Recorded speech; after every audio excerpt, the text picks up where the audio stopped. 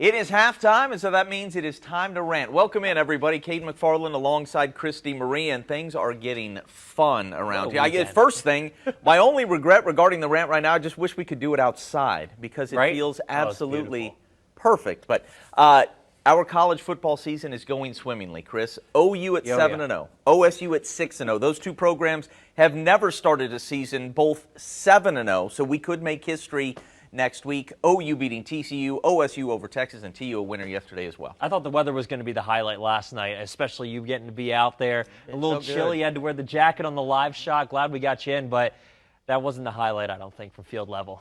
Superman is what they call him. Caleb Williams making his starting debut. He had already done the thing where he pulled the Red River game out of the fire. Now with a week of practice as the starting quarterback, what would it look like? And I got to say, Chris, here he comes. Whatever expectations I had, and they were pretty high, you know, coming off of what we saw against Texas. Yeah. He exceeded every single one of them. I don't have any, how can you have anything but glowing reviews regarding what we saw last night? I guess for me, the thing that jumps out at me, against Texas, he was having to scramble for his life and throw up 50-50 balls. Yep. And it was fantastic, and those highlights will live on forever, but you wondered, okay, so is this sustainable? Can you live like this with the true freshman quarterback? Yeah. And last night, it was a very different story. He was in such complete command of the offense. It doesn't look quite as pretty coming out of his hand as it does Spencer Rattler, Yeah.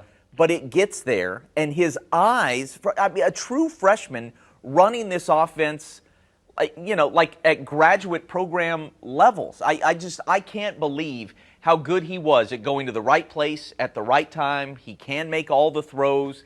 He does a nice job on the deep ball, gives his guys a chance, and obviously, even though he didn't do it much in the first half, his ability to run, we saw it on the 41-yard score in the third quarter, opens up so much for this offense. It did. Everybody has said this. It felt so much more like Lincoln Riley's offense when Baker Mayfield was at the controls or when Kyler Murray was at the controls. And to be saying that about a true freshman making his first start, the possibilities are endless, as they say. He was phenomenal. It was, I think the thing that impressed me most, which is something that I've harped on before, was how the RPO, how the read options worked better. Yeah. Because he's actually either handing it off or being able to run it. He can actually read and is a threat to run. Yeah. Kennedy Brooks, 165 yards last night. Like, some just ridiculous numbers coming off the 200-yard game. I think he only gets that room because you need an extra defender to look at Caleb. Without question, yeah. They ran 9.1 yards per play. 525 yards on 58 plays in that game. That was not happening earlier in this season. And that's because Caleb is able to keep his eyes downfield. You have to basically use resources on defense to keep an eye on him. I think he turns the entire tide of this offense with his legs. Everything's better. The offensive line blocks better with him in there. The receivers are doing a better job. Lincoln Riley talked about how if you just do some of the little things, the big plays will come, and we saw that. You speak to the running game, and that's what I expected based on what we had seen against Texas. But they had fewer than 100 yards rushing into the third quarter of this game. Yeah. They were able to kill the final 6 minutes of clock, and Kennedy Brooks had a big second half, and Caleb popped the big one in the second half. But early on, he built the lead and grew the lead from the pocket. Yeah. And I didn't necessarily expect to see that. A lot of it just making the right play. I don't want to say dink and dunk stuff, but look, he wasn't looking for the home run ball on every play, but because he was able to move the chains with everything else, the home run ball did open up. And there, you know, TCU was basically tackling OU receivers that were going deep. It literally happened. He could have hit on I don't know how many deep balls. I would say 3 at least. He's awfully accurate with that. Everything looks better, and for this to be where we are, 1 week in, is pretty amazing. What about Kirk Herbstreit? Yeah. Saying he's wondering about a Heisman contention. He's saying, hey, what are the odds of a true freshman coming in midway through the season asking about it would have the Heisman? It would have to look this way every single week. My understanding is if you go back in history, Heisman winners never miss even like a game or a couple of games, much less half the season. But how about we steer this away from the Heisman Yeah. and more to like, can he be the story of the second half? Look, here's the thing. Oklahoma has not looked like a top 4 team, a playoff team all year long. And they did last night. They did. And they did in the second half of Now, Texas. the defense wasn't great, and that needs to get better. But if you were going to try and fire out the top 4 teams in the country by the eye test today, they would not have passed that test for the first 6 games. No, absolutely not. They did last night. And which is interesting, too. And a quick thought on the defense is that the first, 5 games, we were talking about the defense saving them. The defense didn't play that well last night. If Spencer Rattler is under center, do they win that game with the way the defense played? I think that's a great question. And it probably speaks to why Lincoln Riley made the move he did last week and why he made the move he did, he says, midweek. I don't believe that at all. No, I mean, not one bit. He knew coming off the Cotton Bowl turf that Caleb Williams was going to be his starter last night. And all credit to Lincoln Riley for making the move that certainly could not have been easy. And you do, I feel for Spencer Rattler because there's no question in my mind this is a guy who has the kind of talent that can succeed at the next level. And it will be very interesting to see what he does. Does he go to another school next year to polish up that NFL resume? Does he just take his chances with the NFL draft process at the end of this season? Maybe Caleb gets hurt and he gets another chance and he gets to be the hero, like Jalen Hurts was in the SEC championship game a few years back. But I was glued to him on the sideline, his reactions, how little interaction there is between he and Caleb, regardless of what Lincoln Riley's saying in the postgame press conference.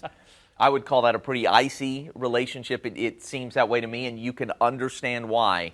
But look, and not to run down the kid, but Spencer Rattler is a great thrower of the football, a great passer.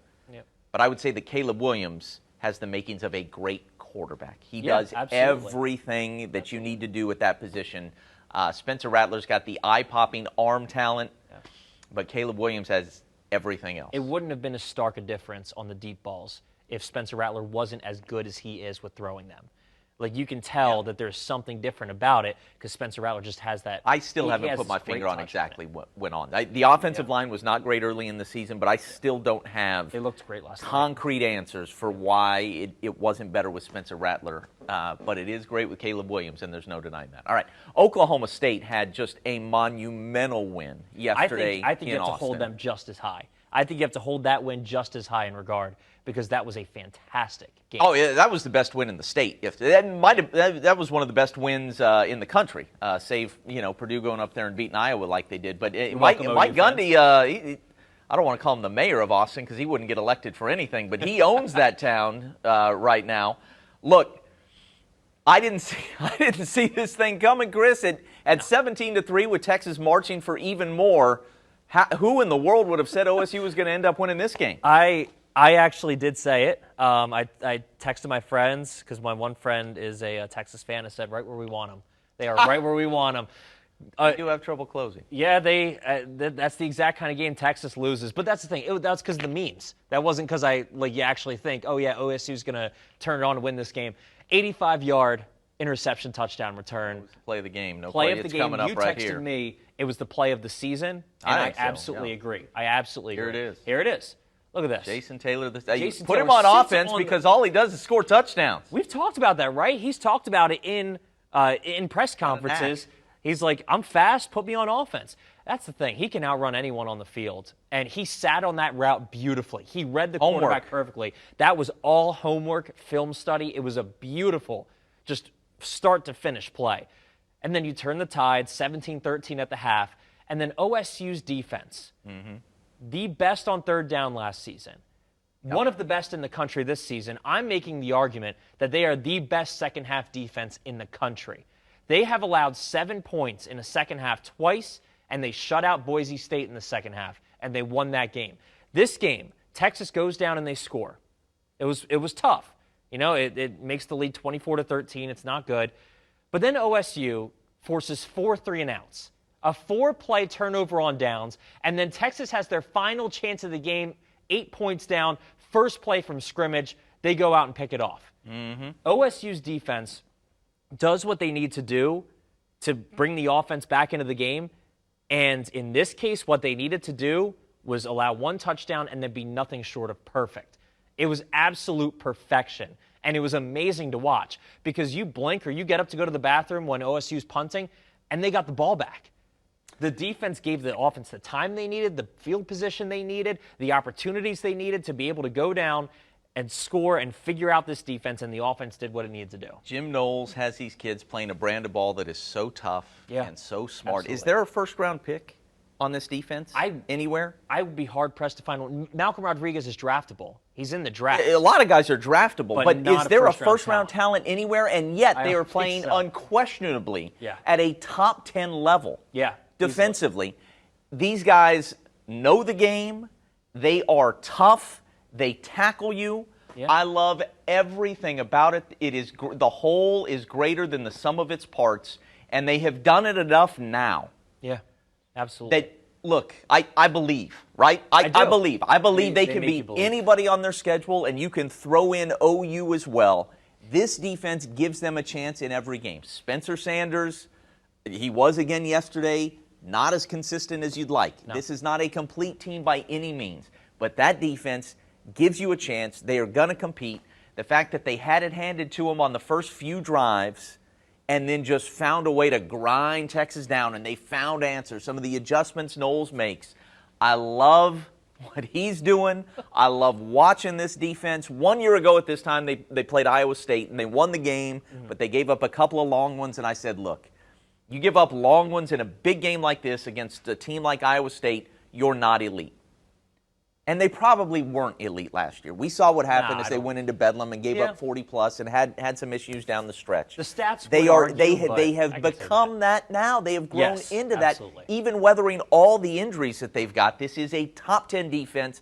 For the first time since I've been here, I have no problem saying that about Oklahoma State, even though in retrospect, I probably underrated their 2011 defense that forced 44 turnovers and the 2013 defense as well. But this one is right there with those as the best Gundy's ever had. And in some ways, I do think it is the best. And look, Mike Gundy, fans love to call him too conservative and love to zero in on, kicking a field goal instead of going for it on fourth down here or a punt there. But if you zoom out and look at what this guy, he is a fantastic game manager. Mike Gundy's teams do not beat themselves.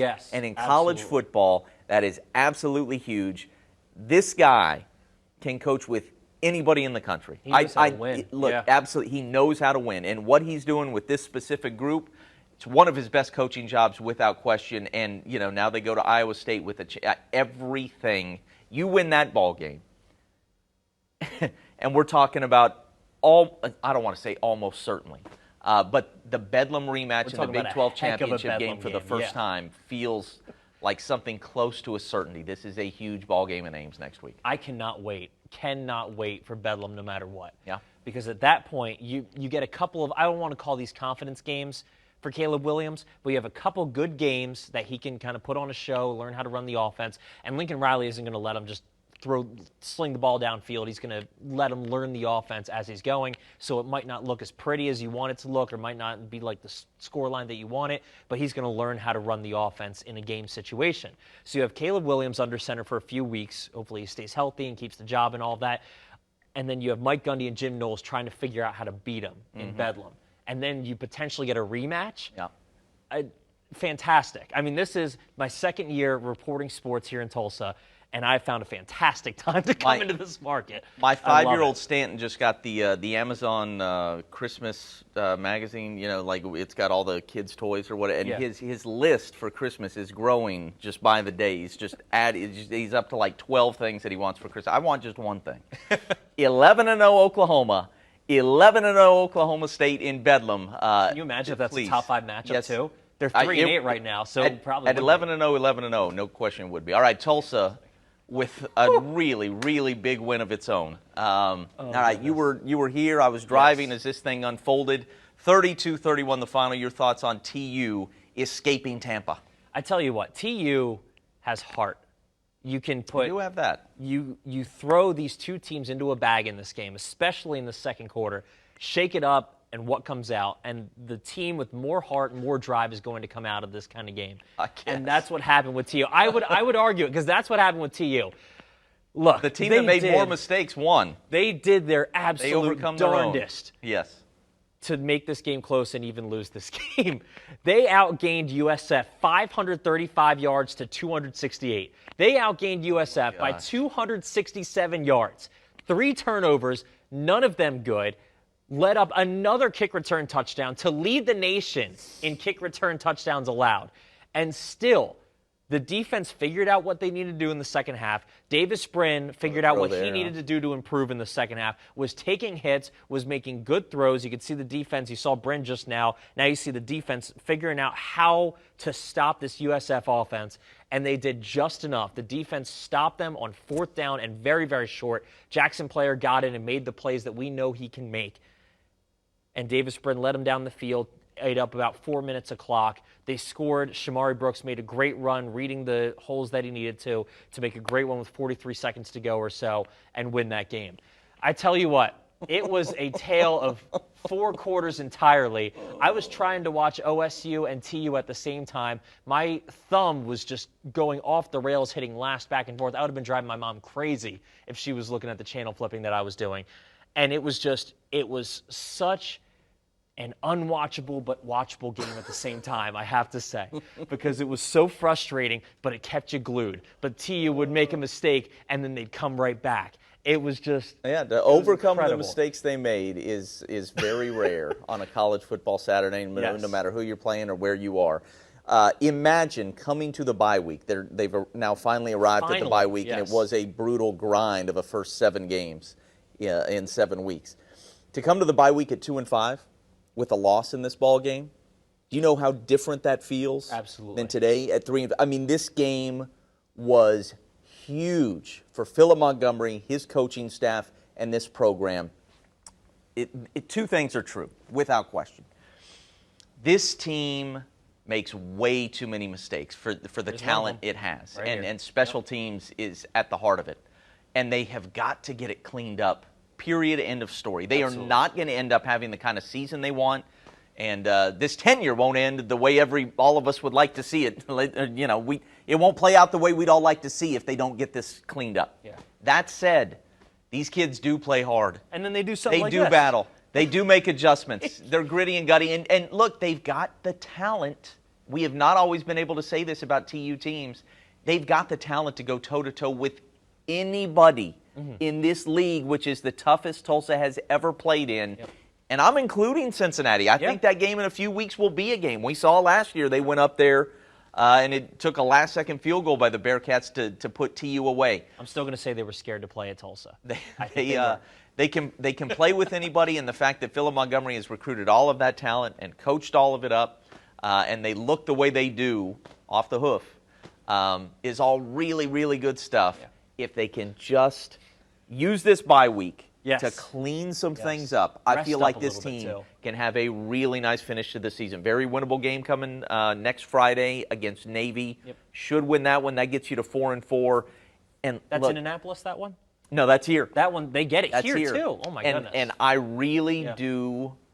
I know Cincinnati's blowing the doors off people. They look like a top 5 team. They said what they did yesterday against UCF So was is- impressive. so is I'm Ohio just State. saying, TU kind of loves those moments. They love being the underdog in those moments. Very good chance Cincinnati would overlook them at least to some extent. I have that game circled as like if you win that one, it atones for everything. It atones for a 35-point loss against Houston and the embarrassing loss to UC Davis in the opener.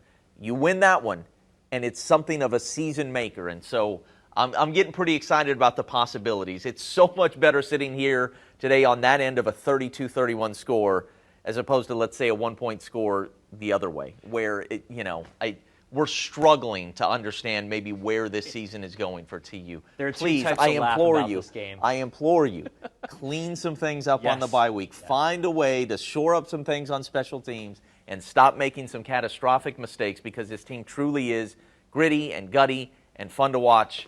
And it fun really to does have a watch. lot of very fine players. I tell you what, there are two types of laughs after a game like this that we have right now. Right now, it's just a laugh of relief, like a chuckle, like, hey, This was not a well-played game for most of it, but they figured out a way to win it. We could also be laughing with disdain and like, come on, guys, what are you doing? How do you lose a game like this? That's the thing that kills you. When you go for over 500 yards, they did that against Ohio State. Yep. Then they did it against Arkansas State, and, Memphis, it would have been close.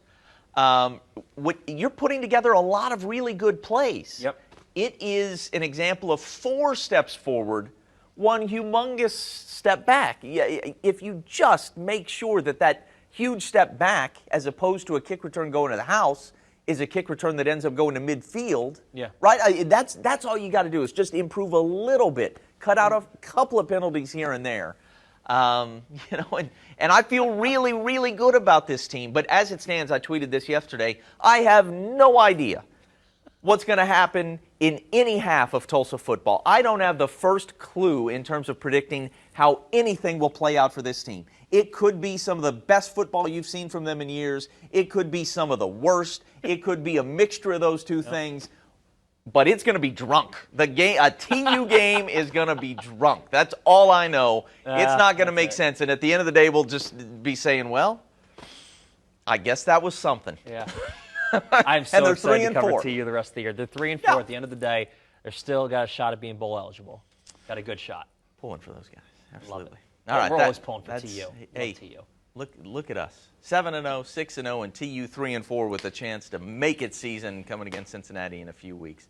That's it for the rant. Enjoy the rest of the game. For Chris, Caden, we have a sponsorship deal to announce next week. So we're very excited about that. Yes. So stay tuned to the rant. Thanks everybody for watching. Enjoy the rest of your Sunday night.